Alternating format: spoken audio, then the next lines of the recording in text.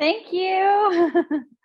I'm really excited to be here with you guys tonight. This is a different type of cooking class than I've ever done before. But it's exciting because it's the holidays. And so we're going to focus today on making a migraine-friendly cheese board, which involves just fresh cheeses. So I'll give you some tips. I don't have all the cheeses here, but I'll give you some tips on like kind of what to look for, and about the different types of cheese and how to build it and make it look really pretty. And then we're going to do what's called a poinsettia mocktail. So I don't know if you've ever had these, but back in the day, I used to love these with my girlfriends. They were basically cranberry juice and champagne, but champagne can give a lot of us a headache. So, or a really bad migraine attack. So whatever category you fall into, I will give you some tips on how to make a non-alcoholic version that you may tolerate better. And then we are going to make these little white chocolate truffle balls tonight. These are actually really great because they can store in your freezer. So while they're not the healthiest thing you can ever make, they're really, really good dessert to just have one of or to give as a gift to friends. And they're really, really simple for the process. So I actually want to start with those first because we do have to freeze them in order before we coat them in white chocolate. So I'm going to kind of teach you how to best melt chocolate. And the reason we use white chocolate is because, we hear it all the time. Chocolate can be a migraine trigger. And for some, it's believed to actually be a craving before a migraine attack comes. And so they think it's a misconception that it's a common trigger. In my new cookbook, The Mediterranean Migraine Diet, Dr. Bay, my neurologist, actually goes into some of the science behind why it is more triggering for patients than others. So like the different compounds in it. But basically what makes white chocolate a little bit different is it doesn't have those compounds. So it's just made out of extracted cocoa butter that's extracted from the cocoa bean. Whereas with regular chocolate, you have everything included. So that's kind of why some people tend to tolerate white chocolate better.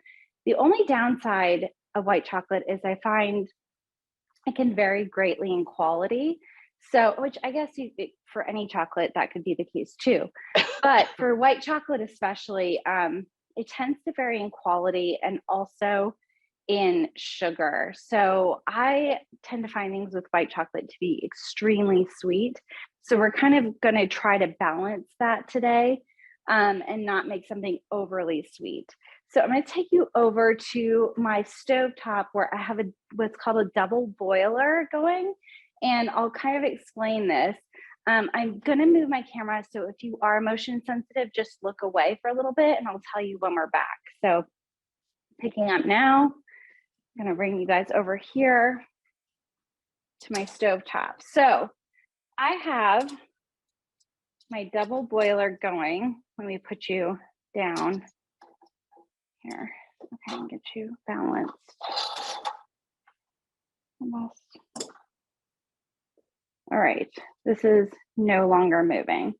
But basically what I have right here is just, I have a pot of water that's filled to about a quarter of the way full. And then I've put a heat safe bowl on top of it. And then I put my white chocolate bars inside. So if you're cooking along, just go ahead and get those started. I just wanted to kind of do it so we weren't wasting a lot of time. We can move quickly here. But basically you put your white chocolate in here. I am using Ghirardelli white chocolate squares, but Lindt has a good one. I'm trying to remember the other brand that's really good. It'll probably come to me later. I usually like the baking chocolate squares because they tend to melt really well. Trader Joe's actually has good white chocolate baking chips as well. So if you have one of those near you, that would work too. But I basically put these in the double boiler, heated it up, and I've just been stirring it till it's just melted.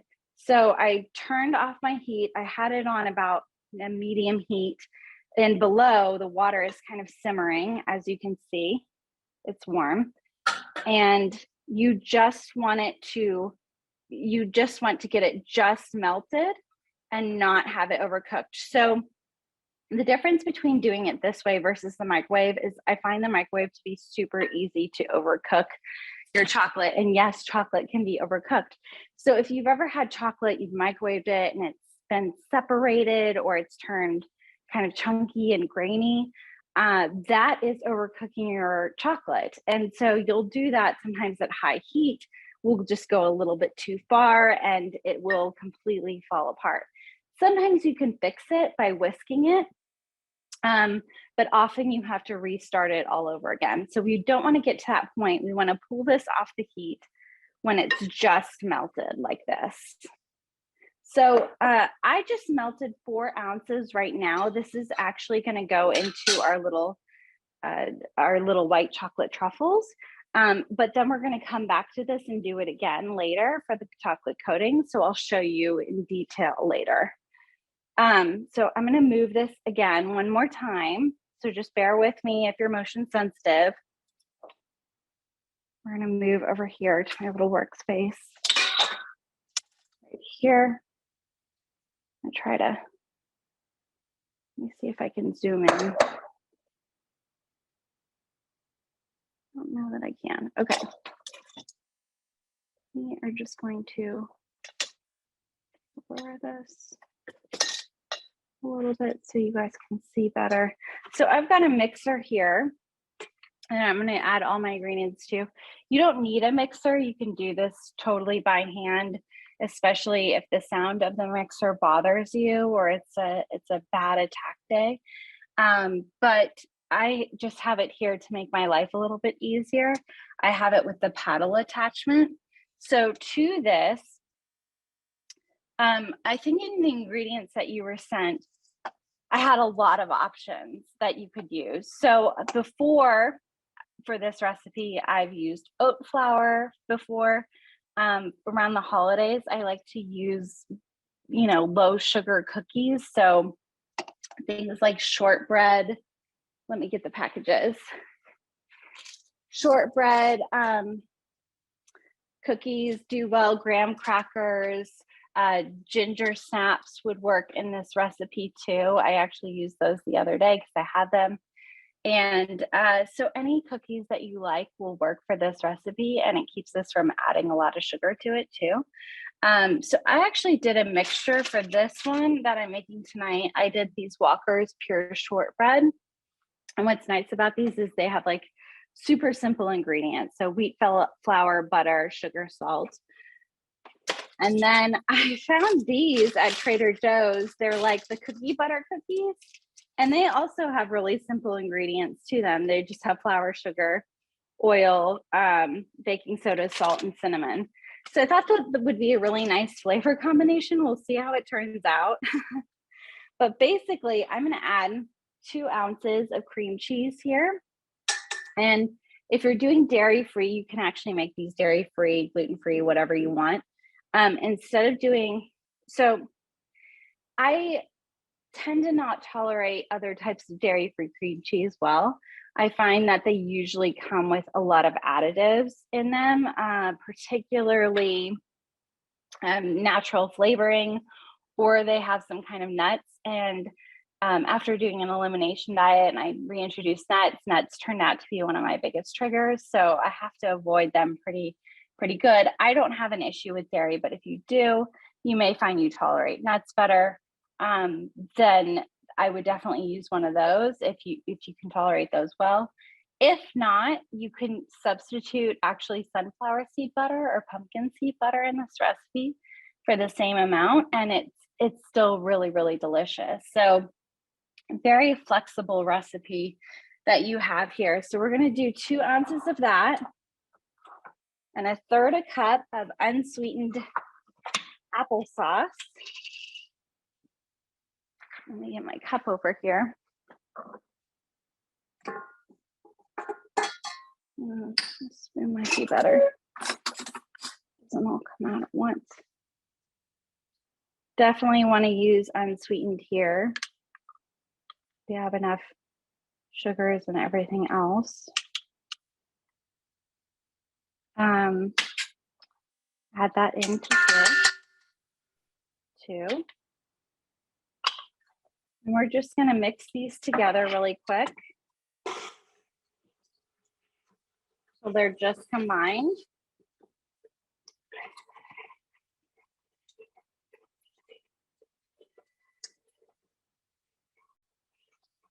I'm doing this over about medium speed. Your cream cheese doesn't have to be at room temperature, but it does make it mix a lot better. So I would highly recommend taking your cream cheese out and letting it sit for like an hour, just so it blends a little better in here. So I have these blended pretty well. And then how you grind up your cookies. So I just use this mini food processor.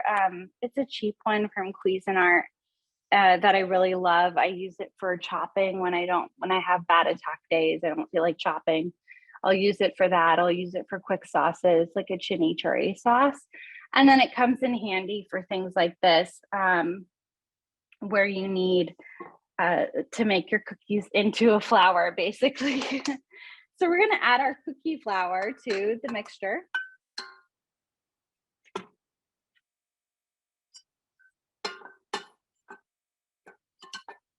And again, if you decide you want to make these with oat flour, it's a good gluten-free option. I have a really good recipe in my first cookbook, the Dizzy Cook for Snickerdoodle version of this that I actually made the other day with mild term migraine, and I would reference that one too if you like to do that. We are also going to add in our melted white chocolate here. Just dump that.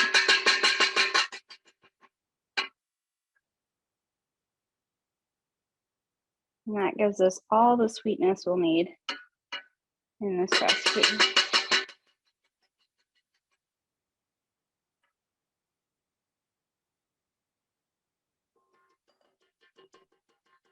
Alicia, I would think you have to be careful with how long you keep the melted chocolate aside, right?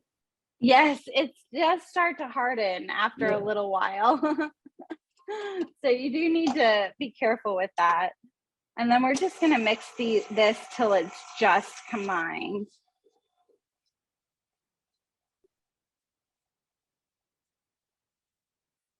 So not long at all.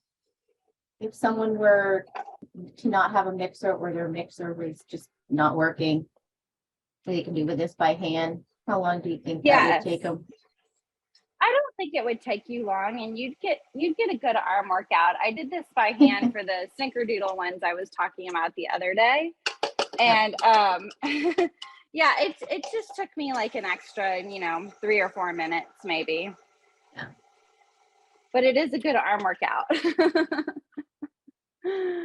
Okay. So then I think I have everything. Yeah, I think I have everything there. Okay, so we are going to put this on a sheet pan that's covered in parchment. Let me move this aside a little bit. And if you have like a melon baller or something, that would be great to use here. You can taste this and see if you want to add anything to it. Like especially if you're using something like graham crackers or whatever, if you wanted to add more cinnamon to it or some vanilla, that would work here as well. I'm just showing you the basic recipe. So it seems pretty wet right now, but we're just going to take this and form it into a little ball like this. Okay. You don't want it to be very big. maybe like 2 teaspoons, and just set that on your baking sheet. So while I work through this, do you guys have any questions? Again, we'll come back to the melting chocolate so I can show you in more detail. But happy to take any questions right now.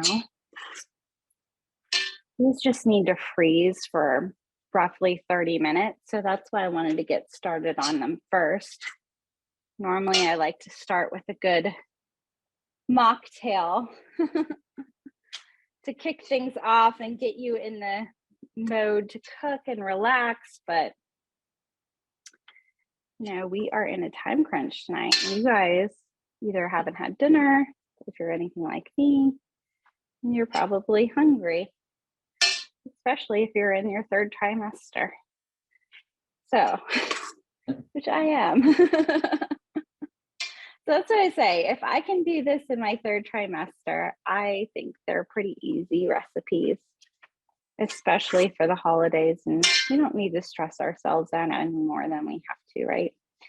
I know there is some controversy, I don't know if that's the right word, but some people tend to be triggered by sugar when it comes to migraine. And there, you know, it can be from multiple things. Generally, it's just from, generally it can be from blood sugar fluctuations. So what I find is it's really tempting to, you know, eat these. Like if I were to pop one of these now, I have a pretty empty stomach. So that would cause my blood sugar to kind of raise pretty quickly, and I have nothing really to balance it. So that's where we kind of get in trouble with migraine and sugar a lot of times is in that cases. So sometimes consuming just small amounts, like one of these balls, which is what I like. It'll store in your freezer. You just take one, and having one of those, you know, after a good dinner can be really helpful to avoid those like blood sugar triggered attacks. The other thing you can do, and I don't cook that often with it, but you know, if you're following like keto or have some favorite cookie, I'm sure they have keto cookies out there that you could use for this too. And then, you know, for the dairy-free, they also make great dairy-free white chocolate from Enjoy Life. They're a good brand to use as well. So these are done. I'm going to wash my hands really quick, and then I'm going to pop these into the freezer, and we're going to work on our mocktail and cheese board until these are frozen, and come back to coating these in the white chocolate.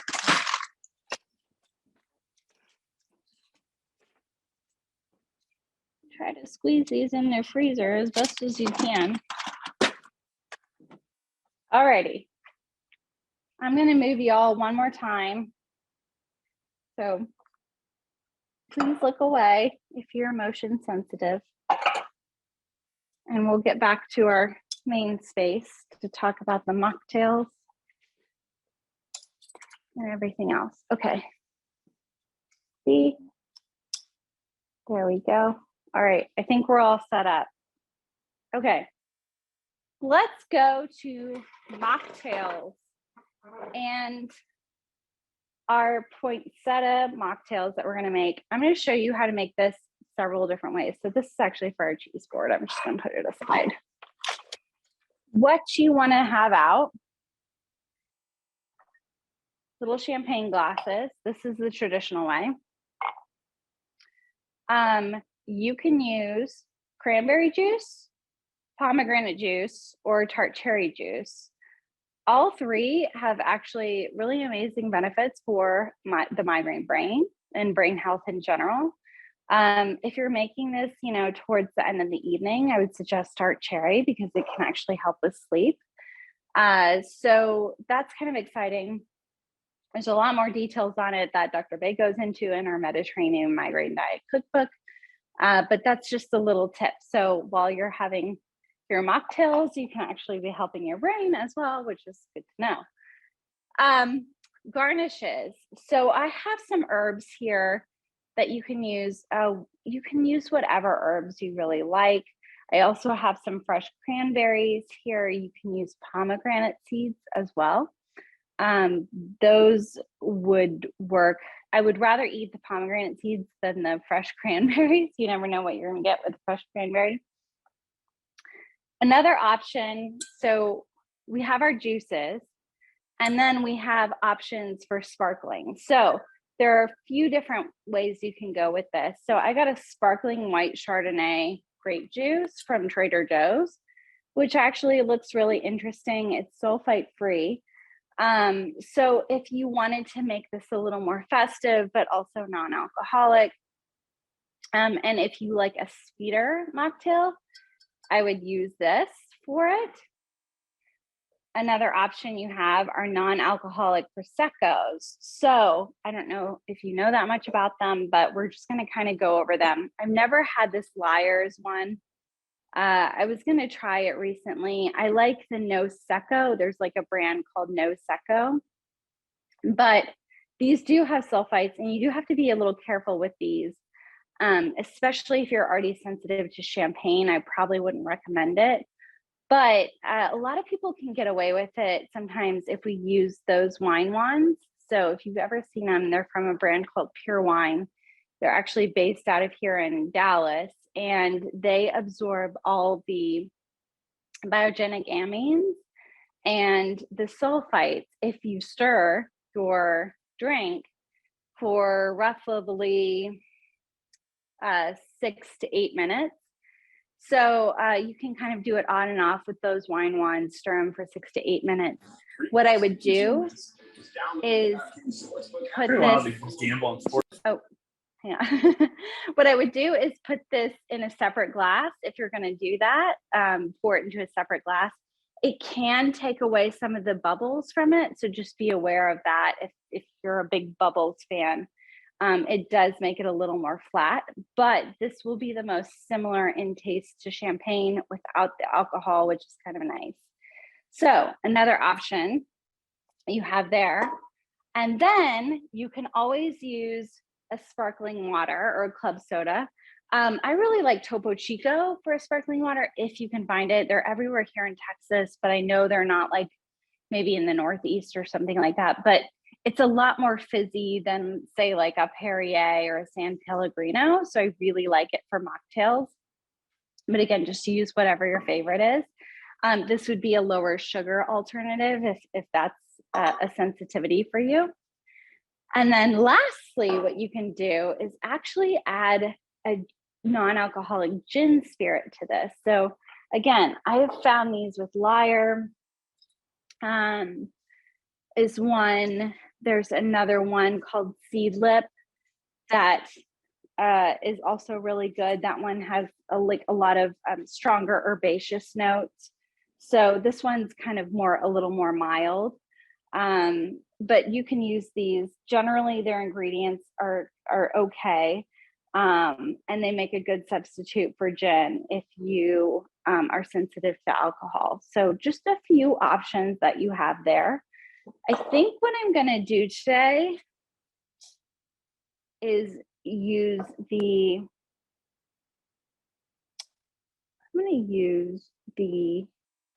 sparkling white grape juice so I can show you how to pop this safely. So I don't know if a lot of people know how to pop a champagne bottle, but basically we're going to just untwist this cage right here, but you're going to leave the cage on. That's very important. So it doesn't go hitting one of your lights in your kitchen or your head. That is a surefire way to get a migraine right there too. If you're like me, now this is not ideal, but oh well, I can get it out this way. But there's also the between the legs pose that you can do as well to get a good grip. Just aim it away from any dogs that may be in your kitchen. But keep your hand covered over it as you pop this. Keep the cage on. That'll help protect as well. I don't know And if we're anyone's just gonna, told me to keep the cage on ever. That's something oh new. yeah, Literally never that'll heard that. help protect you. How about the rest of the audience here? I'm just waiting to see if they'll chat in. That's the first for me. I learned this. I took a mocktail course over the summer, and or not. Well, it was technically a cocktail course, but they made mocktails for me because I was pregnant. And, that was something we talked about there. This one is tricky, man. I have to do the between the legs pose. Okay. If nothing else, call in reinforcements from your husband. I think this is harder for me to do as my belly is very large. It's almost there. Oh, wait, no. We're all waiting for the. I know, right? He's like, my husband's just like waiting. He's so excited to do this. All right. I think it's because my hands are greasy. All right, I'm gonna let him do this. Oh, that's so tricky.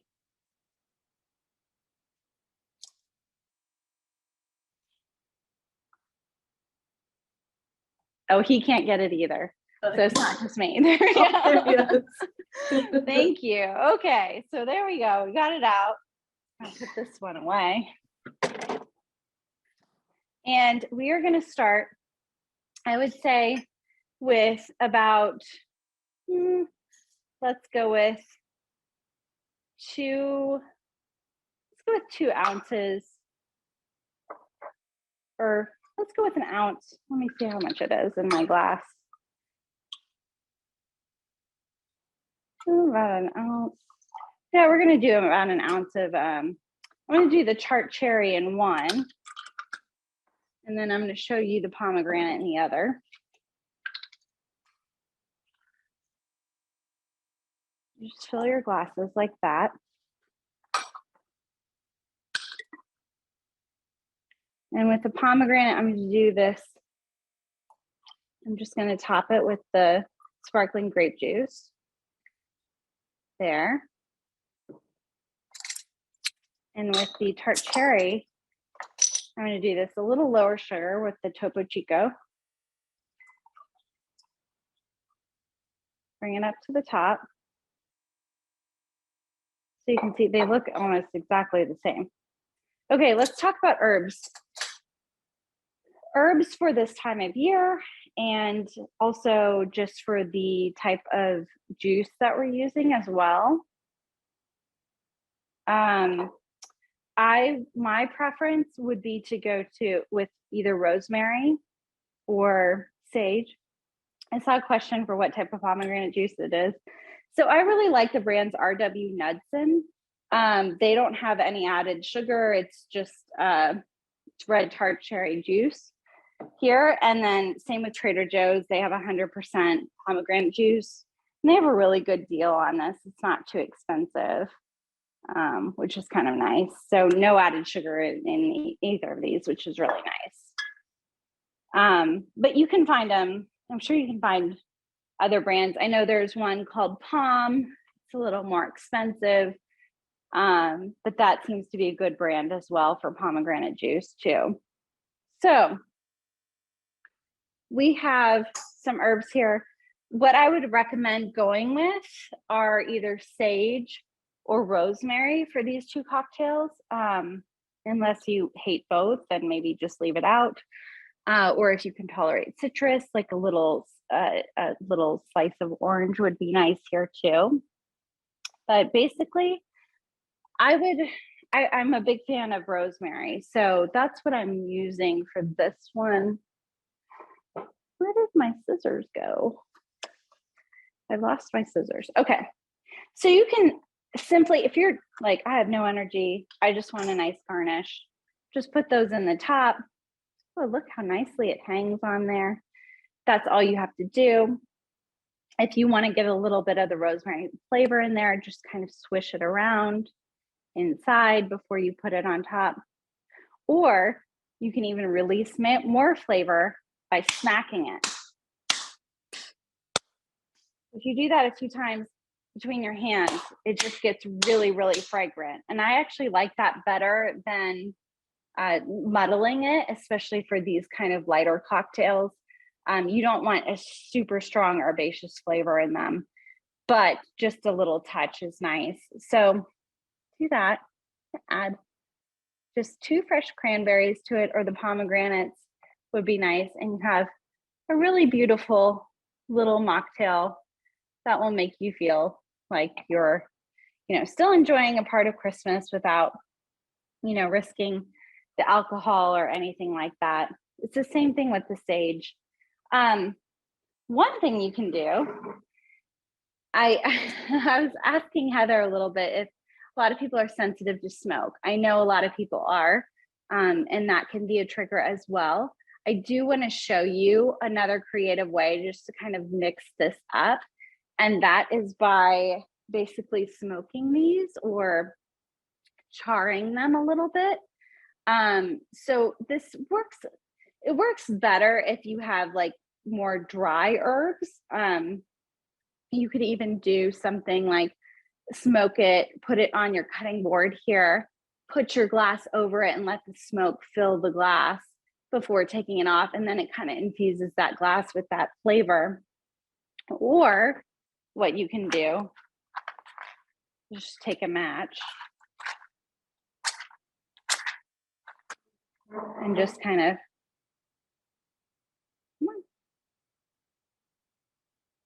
oh, they don't want to last with me.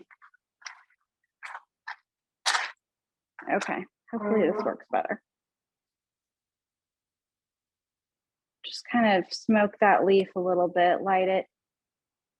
If it catches on fire, just blow it out. But again, this works better if your herbs are a little more dry than mine are. But what I'm getting now is just like a really nice smoky sage flavor or scent that I can then add to my cocktail. Run it around. And either drop it in or add the garnish just to the outside of the glass, like this. And there you go. Another option for you all. So that's the one with the topo. Let me see how this one is. Oh, that one's good too. Definitely a lot sweeter with the sparkling grape juice as opposed to this. There's just a really, really light sweetness and works really well with that smoked sage as well. That's really good. One more thing I'm going to show you, and only because I made these today and they were so delicious, I have to show you this so you can have it as another option, especially if you want to make these ahead for a crowd. Let me see what we're doing. We are pushing time. Okay. Well, here we go. We're going to try this. Excuse me. Well, the cocktails look very festive, I will say that. Good. Like so how pretty would a table look with those on it, right? You look great. Yeah, so say you are making all of this and you have all these extra garnish left over and you're like, what the heck do I do with this? You can make this into ice. So basically this is just pomegranate juice or tart cherry juice. I think I actually mixed the two. Put some of the cranberries in here, put some pomegranate seeds in here and a sprig of rosemary. Now I'm just gonna add this ice to the cup right here. And then I've used this today. I actually posted this on my Instagram and I used Waterloo sparkling cranberry juice, which I don't know if that's just a Texas thing. They have really good cranberry juice. So you can use sparkling water that's infused, or you could do this with the grape juice, the sparkling grape juice, or the topo. pour that on top. I don't know if everyone can see. It's actually really beautiful.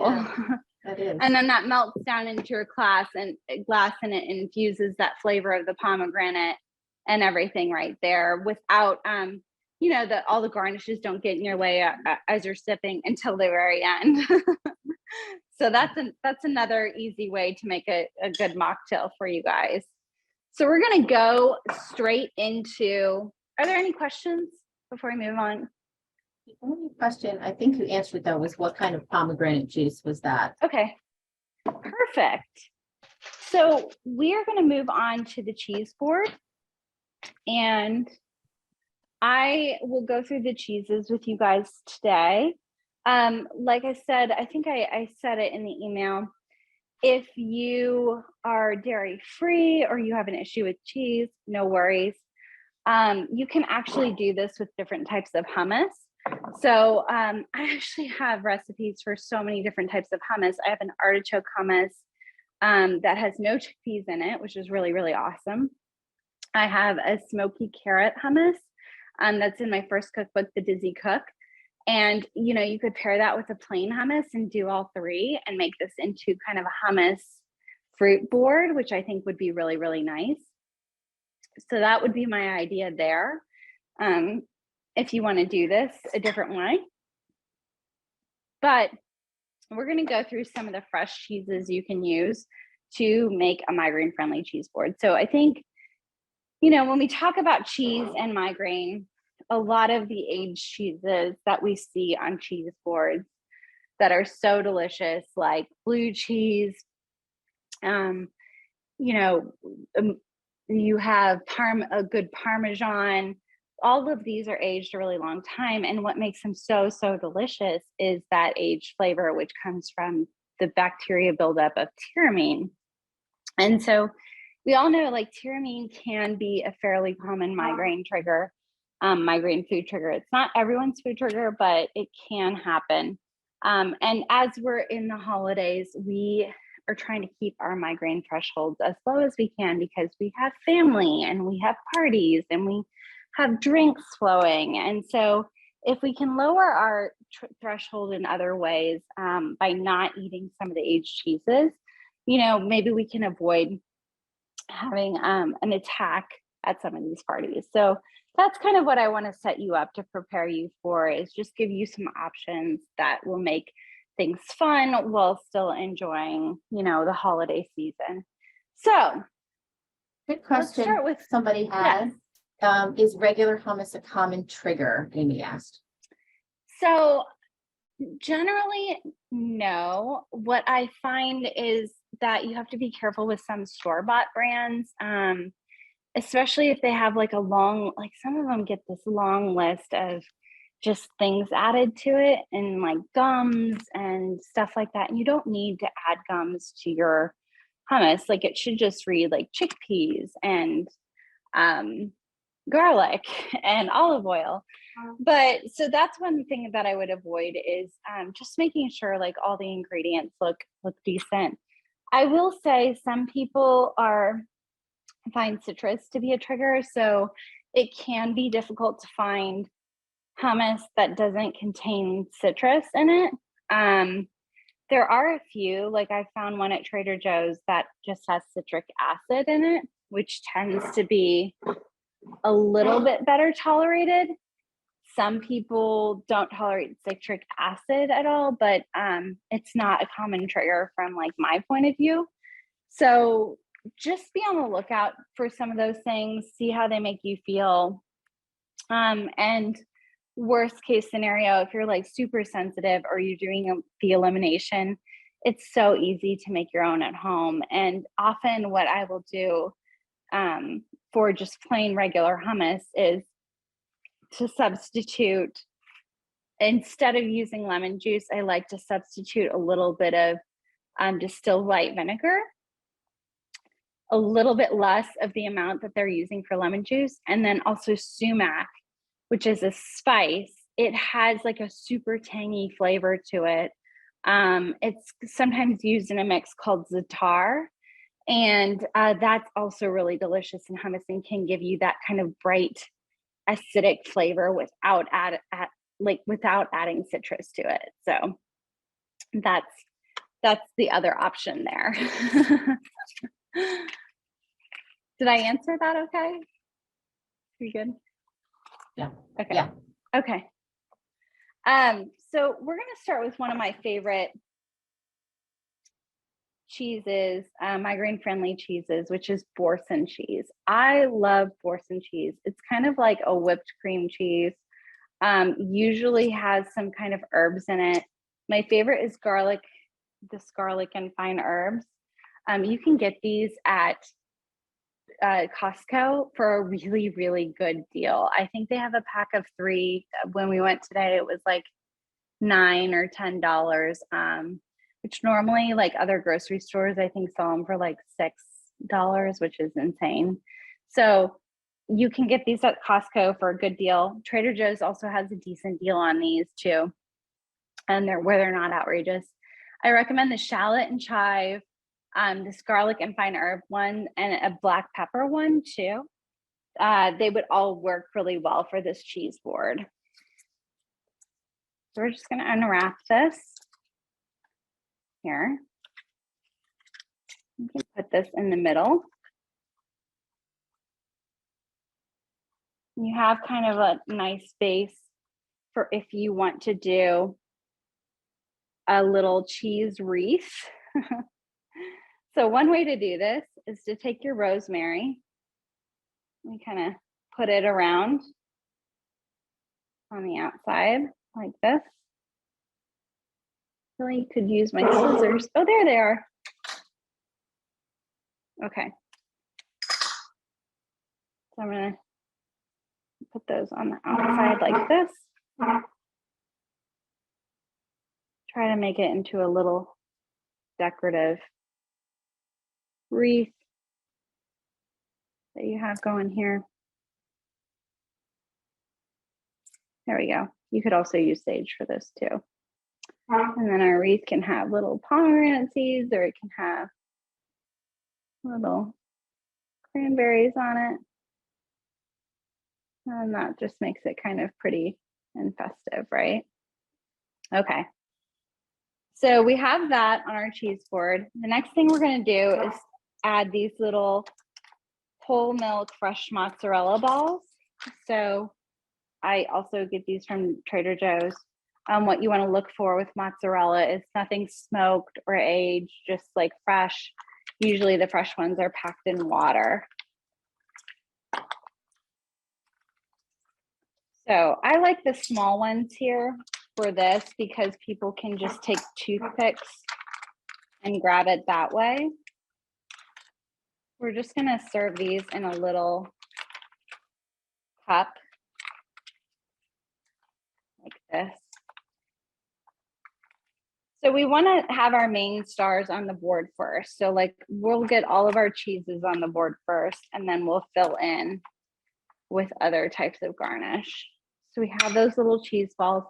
What you can add to this, you can add garlic infused olive oil. You can add basil to this. Sometimes I like to do, and I didn't pick these up today, but you can do little cherry tomatoes to kind of add some color. So we'll just add, I'm just going to add a few cranberries in here just to make it a little more festive looking, as well as, you know what, I think I have some oregano, thyme. That would be great. Just do a little bit of thyme here to just spruce it up a bit, make it pretty. Okay. All right, we'll do that. And again, you'll use all these for garnish around your cheese board. Next one I like to use a lot is ricotta cheese. So ricotta cheese, what you need to know, don't buy cheap ricotta. It's not worth it. You save like $2 to $3, but it's so much worse than like good ricotta cheese. And what I mean by good ricotta cheese is it doesn't have any gums or flavorings or carrageenan in it. It's literally just milk, sometimes milk and vinegar and salt, but that's it. And what's the difference? So besides being better for being more migraine friendly, simple ingredients, what you're going to get is way better texture. So if you're used to that ricotta cheese that you're like, oh, I hate it, it's like super grainy and it's like just clumpy, that's what you're used to growing up. That's not like good ricotta cheese.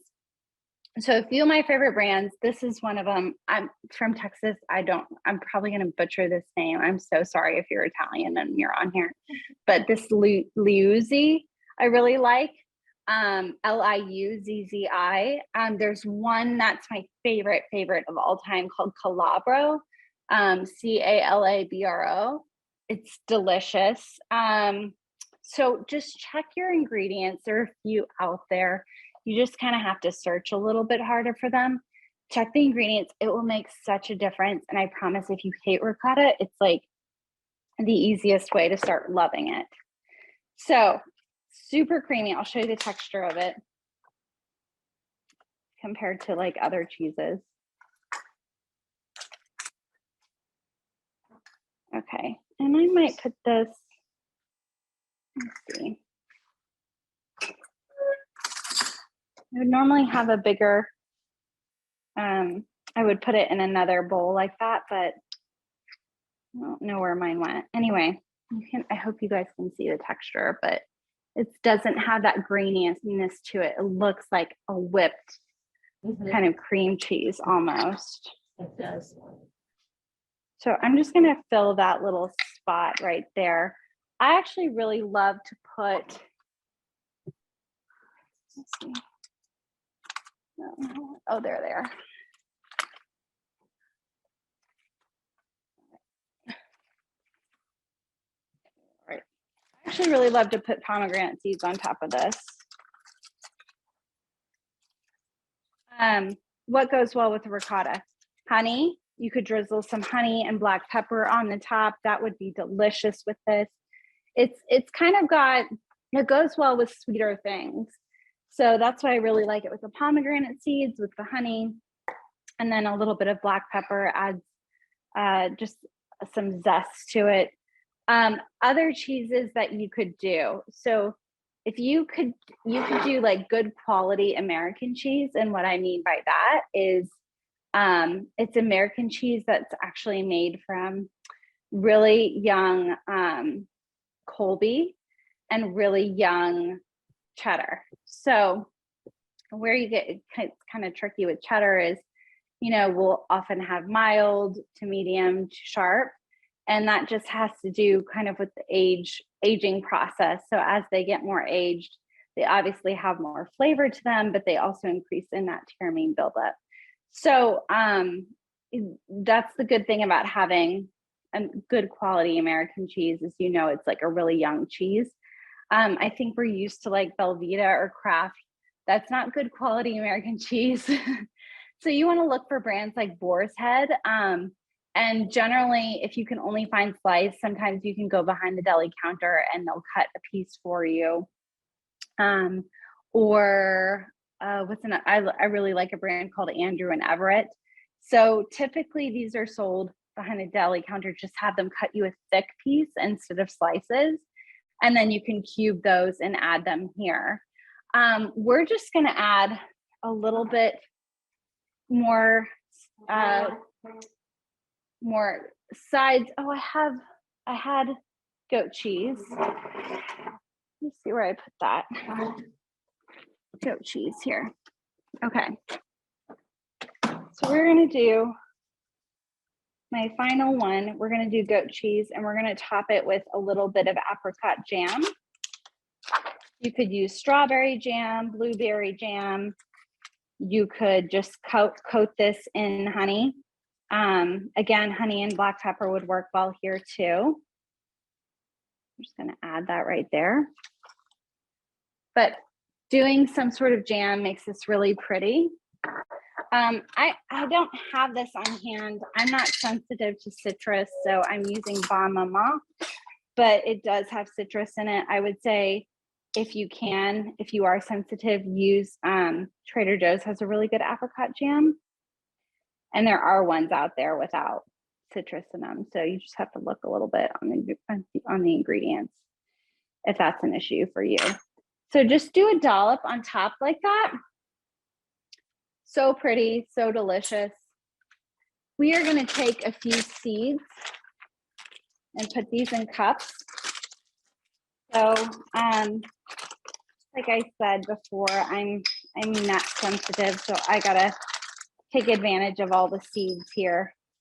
But just some roasted sunflower seeds work for this, and pumpkin seeds. Alicia, a question came in from Nicole. What brands of goat cheese are migraine friendly? Pretty much all brands. What you want to look for is ones called chèvre, like these, chèvre, basically. And they're the soft goat cheese brand. So just make sure they don't have anything else. Sometimes they'll have like herbs and stuff like that. That would be okay. But just read through the ingredients if you have anything added, just to make sure there's nothing else in there that might bother you. But I just like the plain ones, and you can get those everywhere, basically. Okay, so we have the goat cheese. And we're just going to add in some decoration here. So crackers. I have a little bit of crostini bread that I toasted earlier. A lot of people get hung up on yeast when it comes to a migraine elimination diet, and I see them eliminate too much. What is confusing about a migraine elimination diet is it tells you to not eat freshly baked yeast bread within 24 hours, but a lot of people just assume that means all yeast and just avoid bread entirely, and that's not true. What you do need to avoid is things like yeast extract, which can be a hidden name for MSG. But when it comes to breads, all you have to do is either wait a day to consume it, or you can freeze it as well, or it may not be a trigger for you at all. It's not a trigger for me. I used to think it was actually like a really silly rule, but I get enough people on my website who swear by the 24-hour rule that I'm like, okay, it's worth testing out to see if it's an individual trigger for you. Okay, so we have those that I did earlier. I really love, and I don't know if they still have these. I've had these on hand for a while, but these are gluten-free sweet 3-seed sweet potato crackers. These are from Trader Joe's.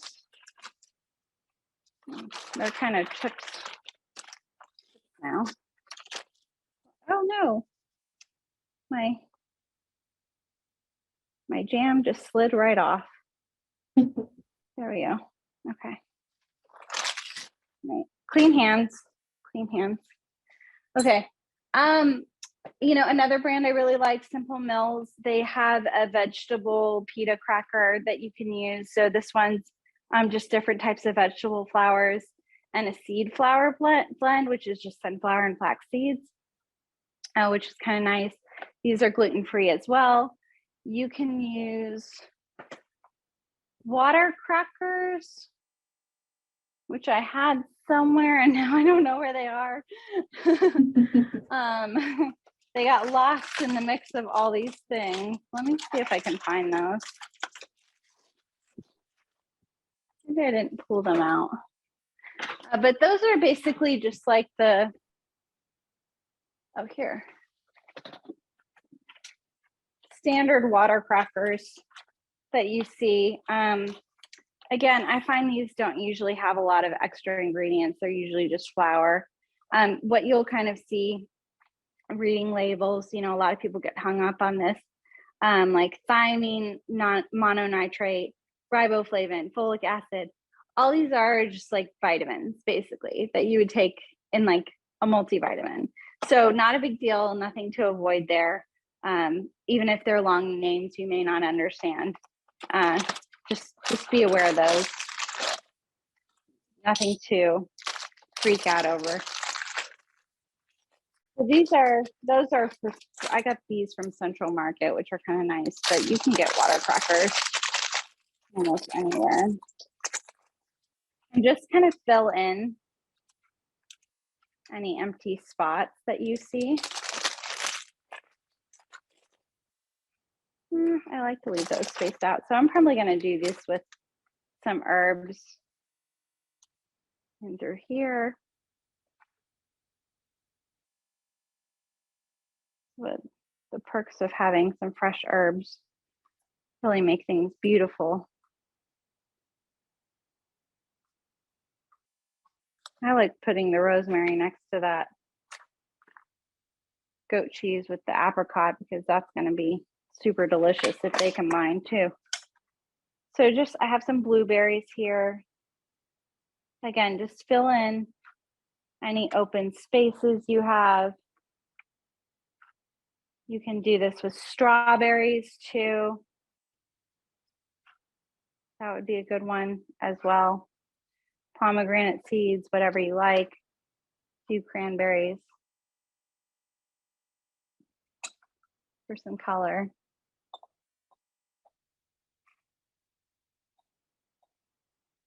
And then more crackers as you can find them. But basically you have a full cheese board right here, just with migraine-friendly ingredients, which is awesome. And you can change this up. You can have a little bit of thyme. I can add a little bit of thyme in here. So yeah, oh, look how pretty that is, right? Does. Lots of color, beautiful, and delicious. So we are going to finish our little bites. I'm going to move you guys over to the stove one more time and show you how to do this from the beginning. And then we'll finish up the class. We're a little bit over, but this shouldn't take too long. So I'm moving you guys one more time, and feel free to ask questions while I get this started up. Okay, we're gonna put this down here. Okay, so here's my pan that I have with about a quarter water.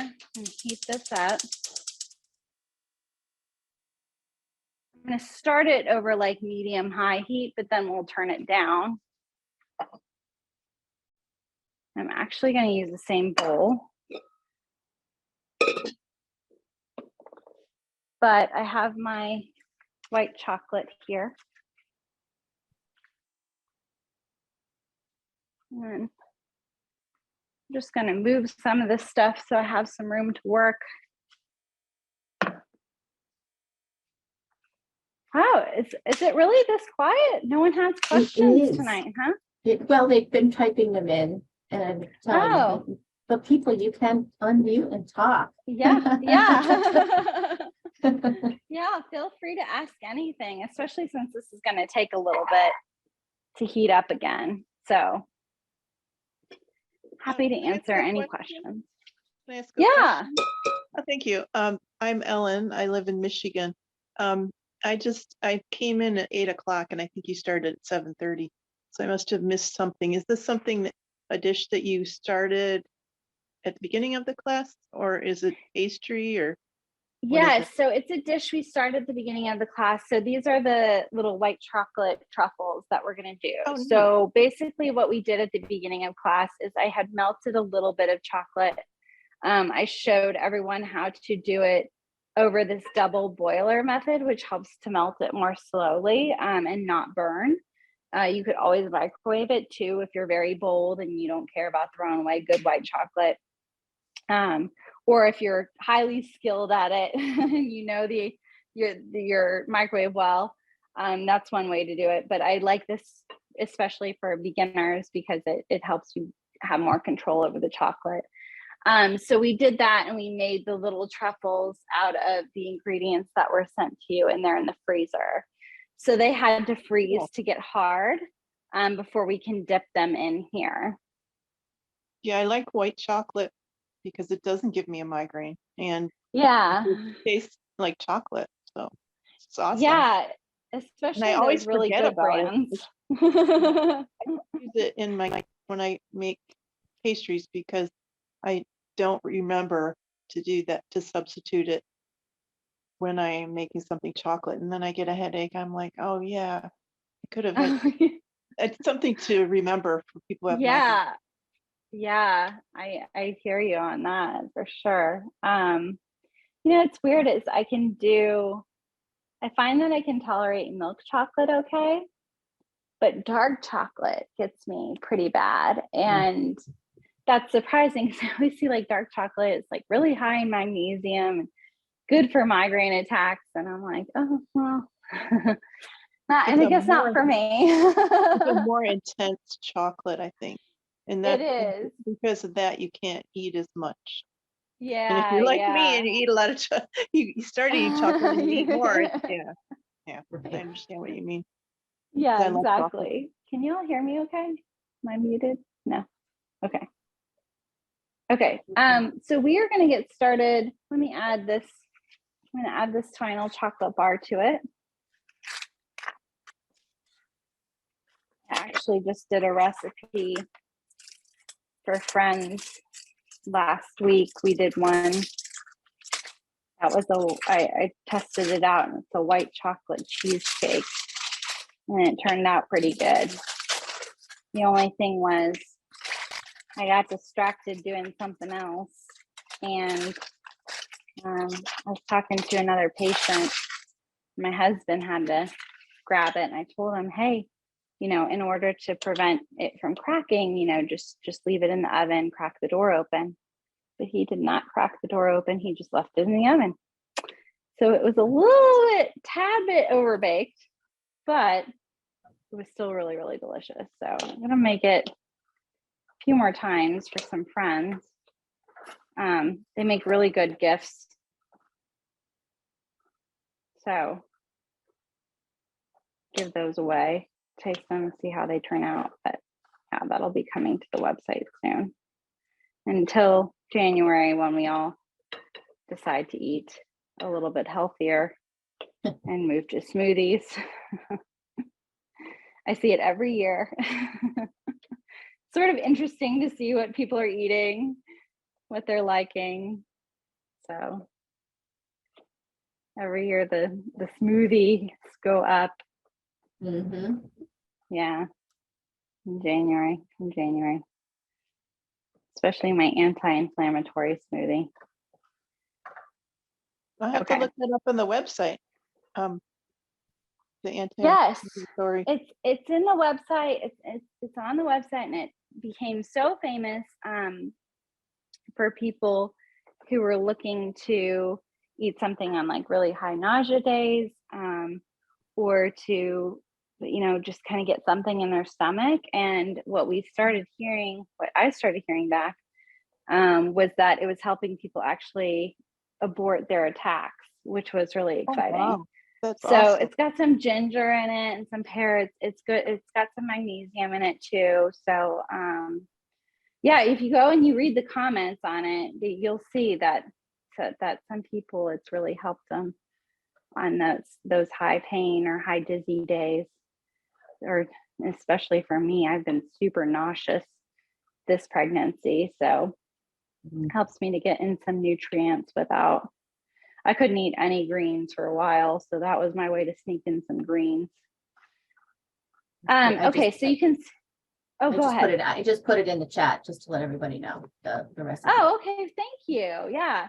It's also, it was so popular, we put it in the Mediterranean migraine diet cookbook. So if you're a bigger fan of using cookbooks rather than websites, then it's there too, if you have it.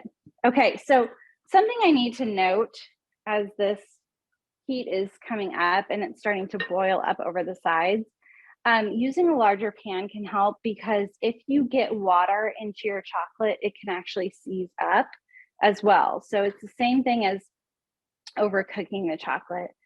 And you don't want that to happen. Now, often when the water gets in, you can usually whisk it really fast and it will sort of come back together again, but not always. So again, use a bowl with higher sides to it. if you start to see it bubbling up over or having that steam, just turn the heat down. And then once it starts to get almost all the way melted like this, you can even just turn the heat off. And just the outside heat of this will continue to melt that chocolate. I am actually running, thought I had more white chocolate in my pantry than I did. So I'm running a little bit low on the white chocolate that you need. Generally, you need about 2 to 3 bars of this.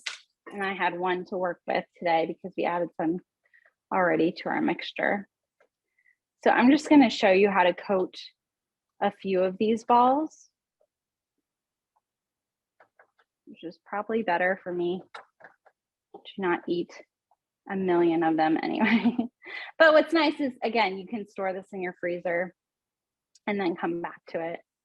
So you see this white chocolate is just glossy and smooth, melted perfectly. So we're going to take this off the heat now. I'm going to move you guys one more time and then we're done for the rest of class, okay?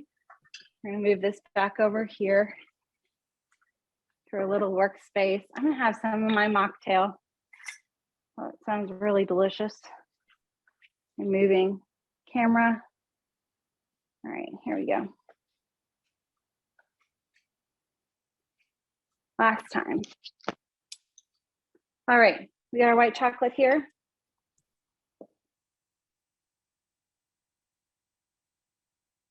And obviously you don't need to start working like immediately super fast and dip all your things in right away.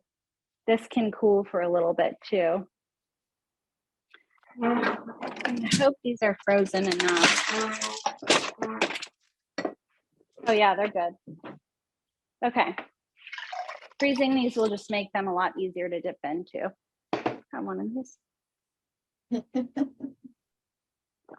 my gosh, so good. Whew, I have 3 mocktails tonight. That should be a lot of fun. Okay.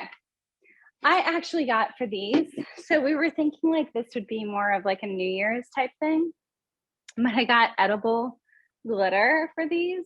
I had gold sprinkles that I ordered from Amazon, but they did not arrive in time.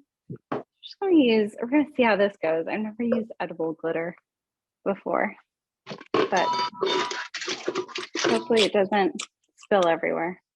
Ooh, very glittery. My husband's gonna kill me for this. I'm like, where did all this glitter come from? Okay, so we're just gonna, you can do this actually with a spoon. You can take, you can stab these with a stick, like a popsicle stick, or well, not a popsicle stick, like a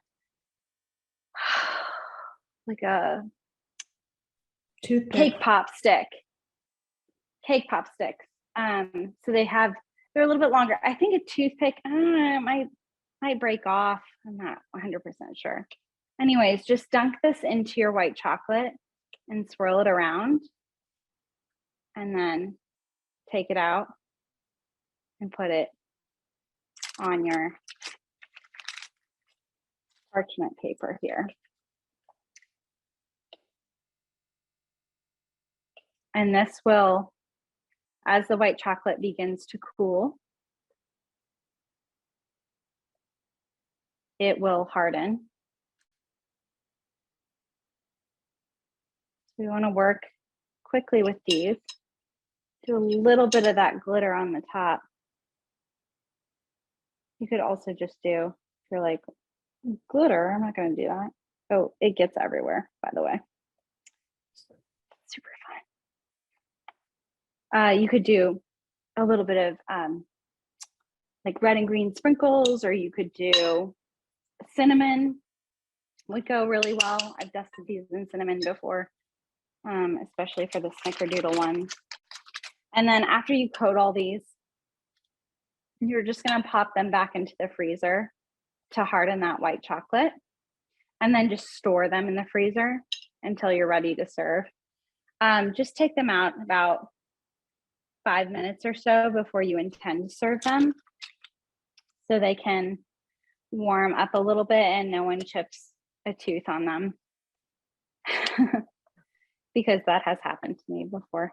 Well, I didn't actually chip it, but I was filming a reel for Instagram, and I went to go take a bite out of it, and it was pretty hilarious behind the scenes that goes on with food bloggers that you guys don't get to see. But luckily didn't have to go to the dentist for that one. So anyways, I know we're over on time, but I hope that really explains how to do these. And you can see how they start to firm up and look after a while. And they're just so fun to serve or to give as gifts. They keep really well, so you can make these ahead on a day you feel better, and then have them for your party or New Year's Eve or whatever you want to use them for. So I hope this class. Oh, thank you. Delicious. I wish I could grab one of the things virtually. I know. I wish I could do like a delivery service. That would be really fun, wouldn't it? I would do that in a heartbeat.